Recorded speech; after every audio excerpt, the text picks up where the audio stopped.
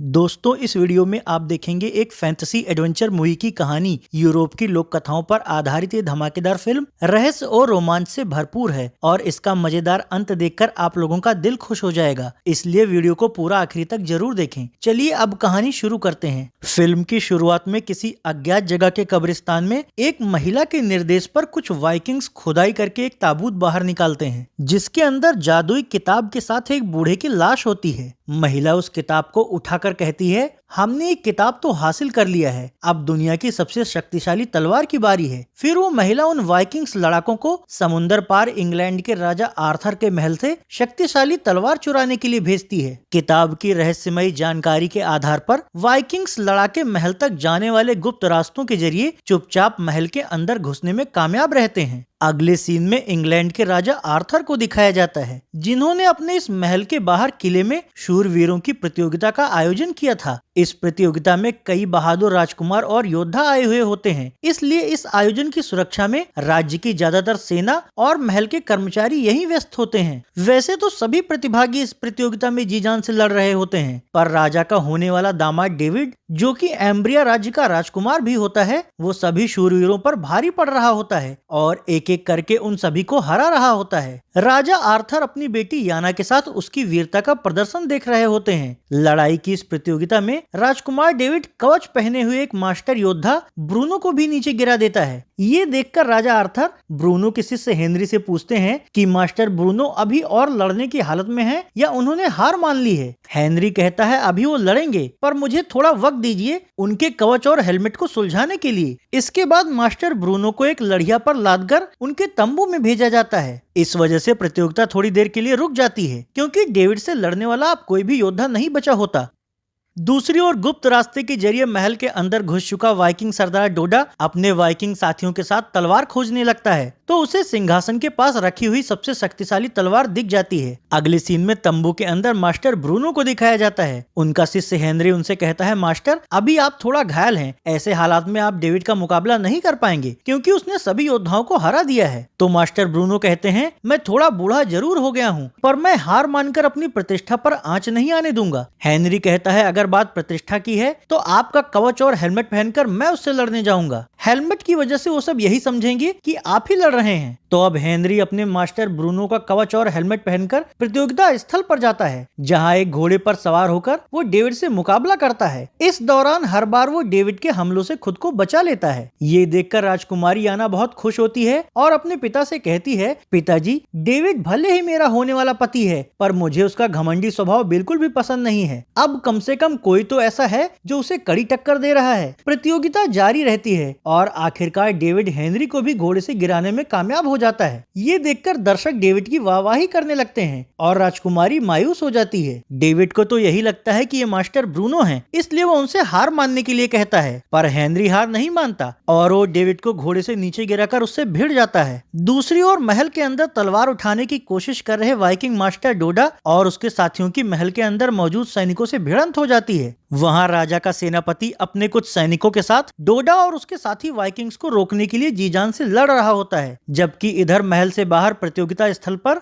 Henry David को लड़ाई में कड़ी टक्कर दे रहा होता है। फिर वो उसकी नाक पर मुक्का मारकर उसे चोटिल भी कर देता है, लेकिन इसी दौरान महल में डोडा सेनापति का गला दबाकर उसे ऊपर टांग देता है। इससे सेनापति की चीख पूरे महल में गूंजने लगती है और ये चीख जब प्रतियोगिता स्थल पर मौजूद राजा और बाकी शूरवीरों को सुनाई देती है, तो सभी लोग तेजी से महल की ओर भागते हैं। अंदर जाने पर राजा और सभी शूरवीर देखते हैं कि राजा की शक्तिशाली तलवार गायब हो गई है तथा सेनापति जमीन पर मरा पड़ा हुआ है। ये सब किसने किया, ये जानने के लिए डेविड सेनापति की लाश को ध्यान से देखता है, तो उसे वहां स्कॉटलैंड की सेना के कपड़े से मिलता जुलता एक कपड़ा दिखता है। उसे दिखाकर वो राजा से कहता है, महाराज ये काम स्कॉटलैंड की सेना का है, उन्हीं लोगों ने महल में घुसपैठ करके तलवार चुराई है। ये सुनकर राजा सभी सैन्य अधिकारियों की बैठक बुलाता है और सबसे कहता है कि वो तलवार हमारे राज्य की शक्ति का प्रतीक थी, इसलिए कोई भी राज्य हम पर हमला करने की हिम्मत नहीं कर पाता था। तलवार के बिना हमारी शक्ति कमजोर हो जाएगी, इसलिए जितनी जल्दी हो सके हमें वो तलवार पुनः प्राप्त करनी होगी। सभा में मौजूद डेविड कहता है, महाराज अब क्योंकि मैं एम्ब्रिया राज्य का राजकुमार और आपका होने वाला दामाद हूँ, इसलिए वो तलवार वापस लाने के लिए मैं आपकी सेना और अपनी सैन्य टुकड़ी के साथ स्कॉटलैंड पर हमला करूंगा। तो राजा उसे इस काम के लिए इजाजत दे देते हैं।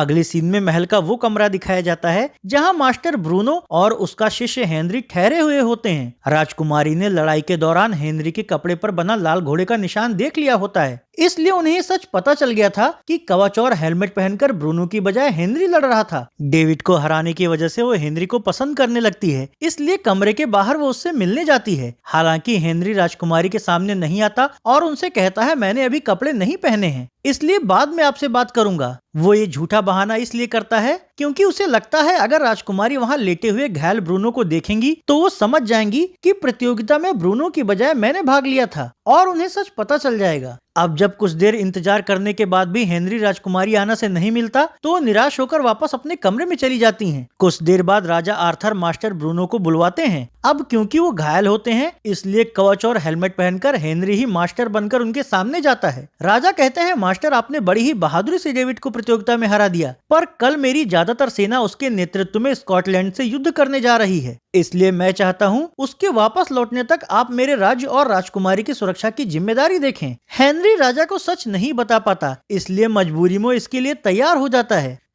अगले दिन राजकुमारी याना जब बग्घी में बैठकर राज्य भ्रमण के लिए निकलने वाली होती हैं, तो राजा उससे कहते हैं आज से तुम्हारी और राज्य की सुरक्षा का जिम्मा मास्टर ब्रूनो देखेंगे। ये सुनकर राजकुमारी खुश हो जाती है क्योंकि उसे पता होता है कि ब्रूनो के कवच में हेनरी है। इसके बाद हेनरी के संरक्षण में एक सैन्य टुकड़ी के साथ राजकुमारी की बग्घी वहां से आगे बढ़ती है।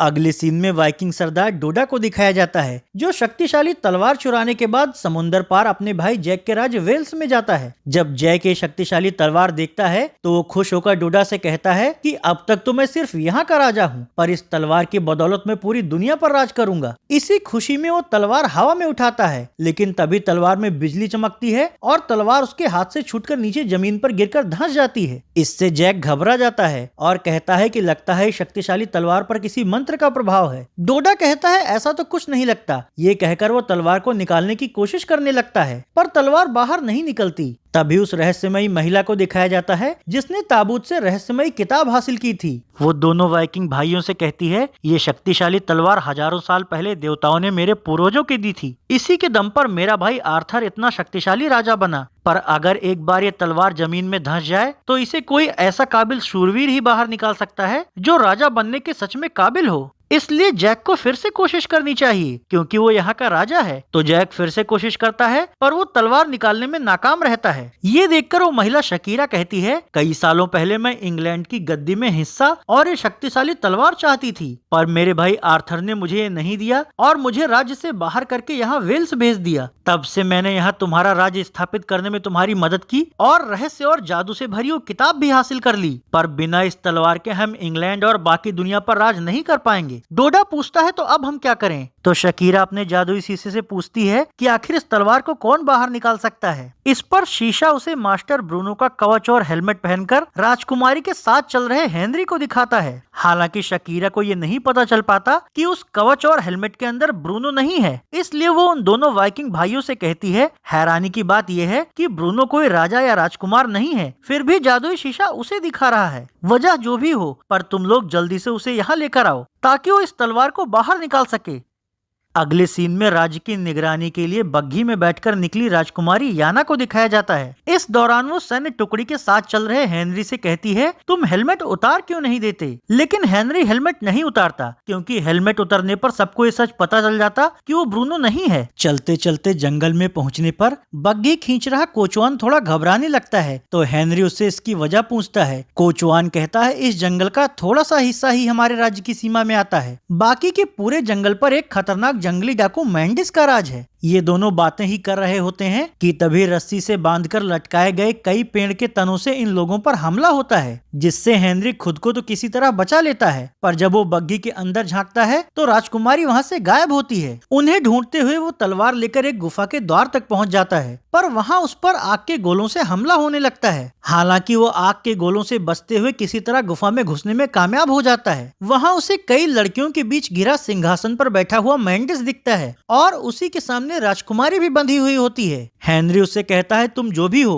राजकुमारी को छोड़ दो, तो मैंडिस उसे अपना नाम बताते हुए उस पर तीर से हमला करता है। हालांकि हेनरी अपनी ढाल से उसकी तीर रोक लेता है, पर मैंडिस उसे संभलने का मौका नहीं देना चाहता, इसलिए धक्का देकर वो उसे नीचे गिरा देता है। ये देखकर राजकुमार अपनी हाथ की बेड़ियों से मैंडिस का गला दबाने लगती है, जिससे कि हेनरी को खड़ा होने का मौका मिल जाता है। पर इस बार मैंडिस उसके सिर पर हाथ मारता है, जिससे कि उसका हेलमेट नीचे गिर जाता है। अब क्योंकि मैंडिस का गला जकड़ रहा होता है, इसलिए वो राजकुमारी को आगे की ओर ढकेलकर खुद पीछे की तरफ भागता है। इस दौरान चेहरा सामने आ जाने की वजह से हेनरी सकपका जाता है, पर राजकुमारी उसे तसल्ली देते हुए कहती है, मुझे पहले से ही पता चल गया था कि तुम ब्रूनो नहीं उसके शिष्य हो। तो अब हेनरी और राजकुमारी बाकी लड़कियों को भी आजाद करके उन्हें गुफा से बाहर ले आते हैं। हेनरी को वहाँ देखकर कोचवान और सिपाही उससे पूछते हैं, तुम यहाँ कब आए और ब्रूनो कहाँ गया? हेनरी कहता है, ब्रूनो की ड्रेस में मैं ही यहाँ आया था। वहीं मैंडिस पेड़ पर छिपकर दूरबीन से इन लोगों को देख रहा होता है। इस दौरान उसे हेनरी के गले में लाल घोड़ा बना हुआ एक लॉकेट नजर आता है, जिससे कि उसे एक पुरानी बात याद आ जाती है।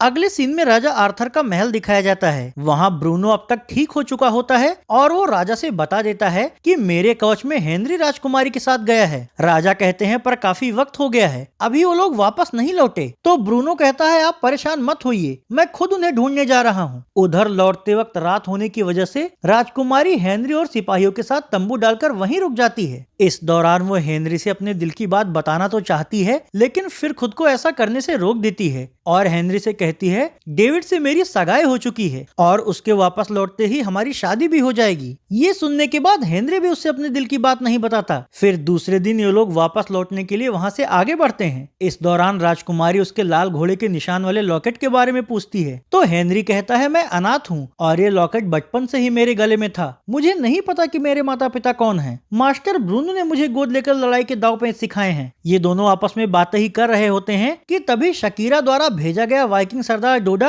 अपने साथियों के साथ इन लोगों पर हमला करना शुरू कर देता है। ये देखकर राजकुमारी की सुरक्षा कर रहे मुट्ठी भर सैनिक और हेनरी ढाल के जरिए उनके तीरों को रोकने की कोशिश करते हैं। हालांकि इस दौरान बाकी के वाइकिंग्स और डोडा बग्घी के पास आकर सैनिकों पर टूट पड़ते हैं और राजकुमारी तथा हेनरी को पकड़ने की कोशिश करने लगते हैं। हेनरी जानता था कि इतने सारे वाइकिंग्स लड़ाकों से बचकर निकलना मुश्किल है, इसलिए वो राजकुमारी को घोड़े पर बिठाकर भागने की कोशिश करता है। इस दौरान डोडा और उसके साथी कोचवान और उसके साथियों को मार रहे होते हैं, जबकि पहाड़ी पर खड़ा एक वाइकिंग भाग रहे हेनरी के घोड़े पर कूदकर उसे और राजकुमारी को घोड़े से नीचे गिरा देता है। गिरने से ढलान पर लुढ़क रहे हेनरी और राजकुमारी जैसे ही खुद को संभालते हैं, वैसे ही डोडा हेनरी के पास आकर उससे कहता है, मास्टर तुम्हें मेरे साथ वेल्स चलकर शक्तिशाली तलवार निकालनी होगी। इस पर राजकुमारी उससे कहती है, ये मास्टर ब्रूनो नहीं है, लेकिन डोडा उसकी बात नहीं मानता। हालांकि इस दौरान मास्टर ब्रूनो खुद वहां पहुंच जाते हैं और अकेले ही वाइकिंग्स पर टूट पड़ते हैं। उन्हें देखकर डोडा अपने साथियों से उन्हें पकड़ लेने के लिए कहता है और खुद हेनरी से भिड़ जाता है। राजकुमारी भी जी जान लगाकर लड़ रही होती है और वो किसी भी वाइकिंग को खुद को पकड़ने नहीं देती। वहीं लड़ते लड़ते हेनरी और डोडा झरने में गिर जाते हैं, पर फिर भी एक दूसरे पर हमला जारी रखते हैं। हालांकि इसी दौरान डोडा अपने हथौड़े से हेनरी के हेलमेट पर तीव्र प्रहार करता है, जिससे कि हेनरी का संतुलन बिगड़ जाता है और वो झरने में बहता हुआ पहाड़ी से नीचे गिर जाता है। ये देखकर राजकुमारी भी उसके पीछे झरने में कूद पड़ती है और डोडा तथा उसके वाइकिंग साथी देखते रह जाते हैं। अब दोनों का कहीं दूर दूर तक अता पता नहीं होता तथा वाइकिंग्स मास्टर ब्रूनो को पकड़ लेते हैं। तो डोडा अपने साथियों को वहां से आगे बढ़ने के लिए कहता है।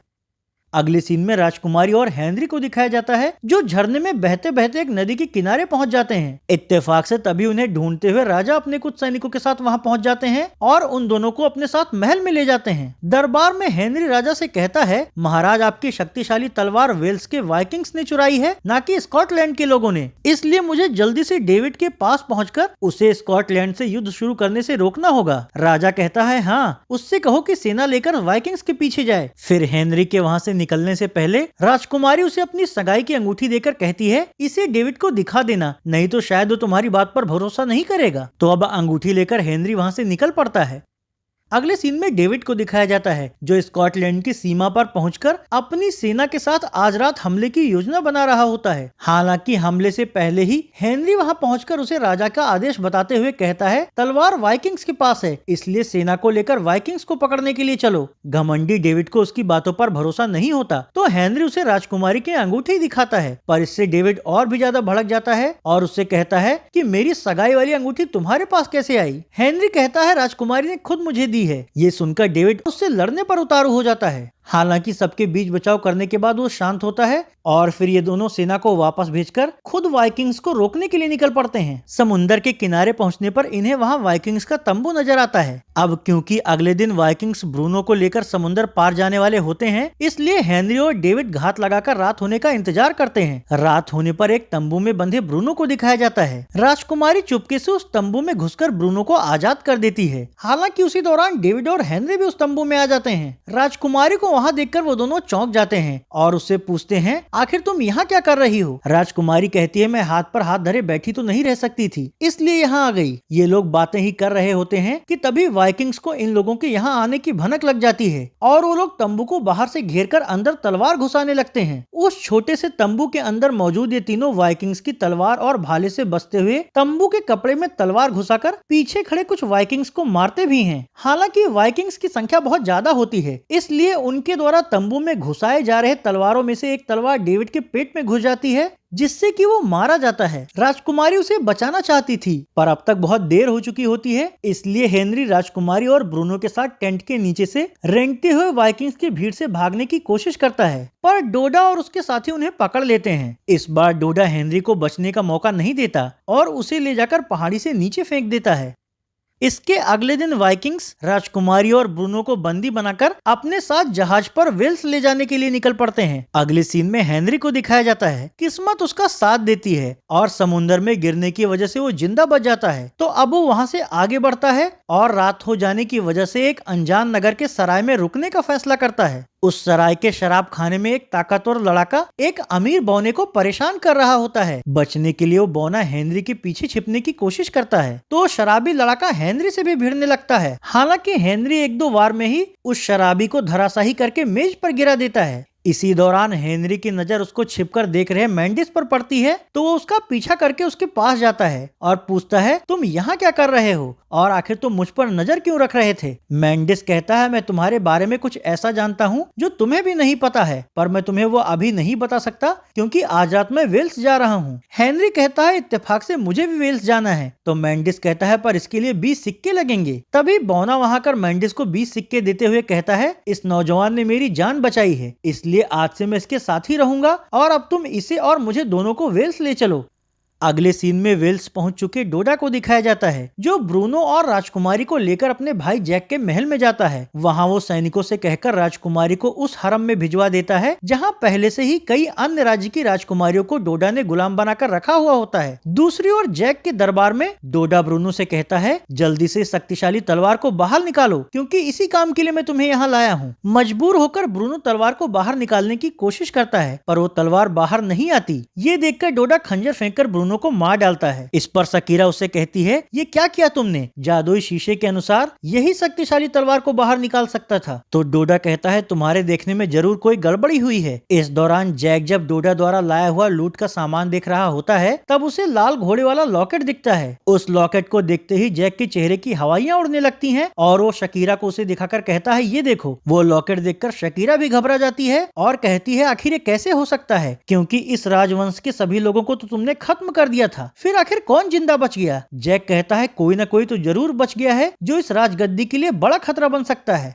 अगली सुबह हेनरी को दिखाया जाता है, जो मैंडिस और बौने के साथ समुद्र की यात्रा करके वेल्स राज्य में पहुंच जाता है। वहां कुछ पैसे देकर ये लोग घोड़ा किराए पर लेते हैं और नगर में जाने के लिए निकल पड़ते हैं। चलते चलते रात हो जाने की वजह से मैंडिस एक जंगल में रुकता है। हेनरी उससे पूछता है, हम यहाँ क्यों रुक गए? तो मैंडिस अपने पिता को पुकारता है। मैंडिस के पुकारने पर उसका पिता जंगल में छिपी अपनी सैनिक टुकड़ी के साथ बाहर आता है। हेनरी के कुछ समझ में नहीं आ रहा होता कि ये सब क्या हो रहा है, इसलिए मैंडिस उसे अपने साथ जंगल में बने अपने अड्डे पर ले जाता है और वहां उससे कहता है, पहले इस वेल्स राज्य पर तुम्हारे पिता का शासन था, जनता उनसे बहुत प्यार करती थी, पर जैक ने बाकी वाइकिंग्स के साथ मिलकर उनके खिलाफ युद्ध छेड़ दिया। उस युद्ध में कई लोग मारे गए और जैक ने तुम्हारे पूरे खानदान को खत्म कर दिया। मैं तुम्हारे पिता का सबसे खास आदमी था, इसलिए मैं तुम्हें यहाँ से लेकर भाग गया और एक अनाथालय में डाल दिया। मैंने ही तुम्हारे गले में तुम्हारे वंश का लाल घोड़े वाला लॉकेट डाला था। उस घटना के बाद बचे हुए सैनिकों के साथ मैं इस जंगल में छिपकर रहने लगा। हम इंतजार कर कर रहे थे कि कब इस राज्य का असली वारिस वापस लौटेगा,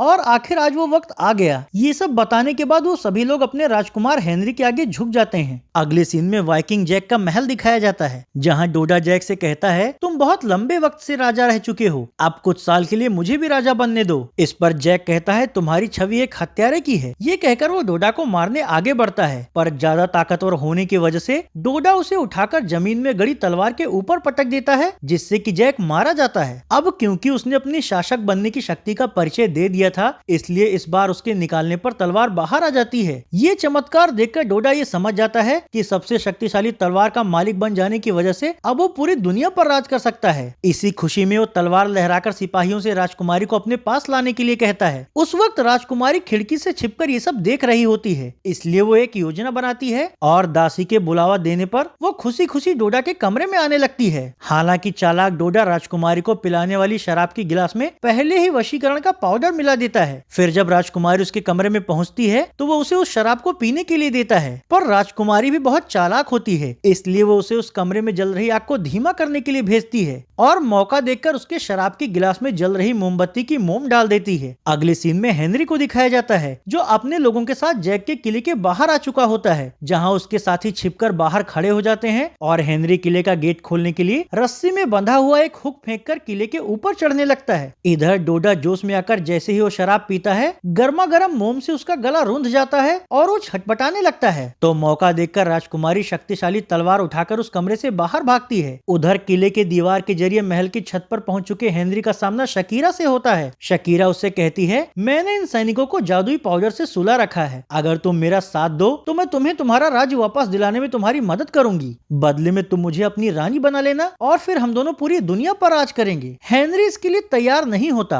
और तभी उसके सामने वाले छत पर राजकुमारी पहुंच जाती है और शक्तिशाली तलवार नीचे फेंककर कहती है, इसे लेकर जल्दी से बाहर चलो। पर राजकुमारी के पीछे पीछे डोडा के सैनिक भी वहां आ जाते हैं, जिससे कि हेनरी से उनकी लड़ाई होने लगती है और इस लड़ाई के दौरान तलवार नीचे गिरकर फिर से डोडा के हाथ में चली जाती है। वहीं शकीरा राजकुमारी के नाक पर सम्मोहन पाउडर फेंकती है, लेकिन राजकुमारी को छींक आ जाने की वजह से वो पाउडर उल्टा शकीरा के मुंह पर ही वापस चला जाता है, जिससे कि शकीरा का सिर चकरा जाता है और वो नीचे खौलते हुए तेल के कड़ाहे में गिरकर मारी जाती है। उधर डोडा और हेनरी में लड़ाई जारी रहती है, लेकिन हेनरी के काफी देर तक बाहर न आने की वजह से उसके साथियों को उसकी चिंता होने लगती है, इसलिए वो लोग बौने को टोप से उछालकर महल के अंदर भेज देते हैं। वहाँ बौना हेनरी और राजकुमारी की मदद करके दोनों को डोडा के चंगुल से छुड़ा लेता है और उन्हें लेकर किले के ऊपरी हिस्से में आ जाता है। ये देखकर हेनरी के साथी जली हुई तीर मारकर गेट को ऊपर उठाने वाली चक्री की रस्सी जला देते हैं और गेट के खुलते ही सभी लोग धड़ाधड़ गेट के अंदर घुस जाते हैं, जिससे कि डोडा के आदमियों और उनके बीच जोरदार लड़ाई शुरू हो जाती है। इसी लड़ाई के दौरान डोडा नीचे गिरे हेनरी को मारने की कोशिश करता है, पर राजकुमारी उसके बीच में आ जाती है, जिससे कि तलवार उसके पेट में घुस जाती है और वो मारी जाती है। ये देखकर गुस्से से तिलमिलाया हेनरी उठ खड़ा होता है तथा लड़ाई के दौरान नीचे धंस गई तलवार उठाकर डोडा को मार डालता है। हालांकि राजकुमारी के मरने से वो काफी दुखी होता है, पर तभी उसे बताया जाता है कि तलवार की पूरी शक्ति खत्म करके राजकुमारी को एक बार जिंदा किया जा सकता है। ये सुनते ही वो तलवार की पूरी शक्ति निचोड़कर उससे राजकुमारी को जिंदा कर देता है। फिर हेनरी यहाँ का नया राजा बन जाता है। इसके बाद इंग्लैंड पहुंचकर वो राजा को उनकी तलवार वापस लौटा देता है तथा राजकुमारी से शादी करके वापस उसे वेल्स ले आता है और इस तरह ये फैंटेसी एडवेंचर मूवी यहीं खत्म हो जाती है।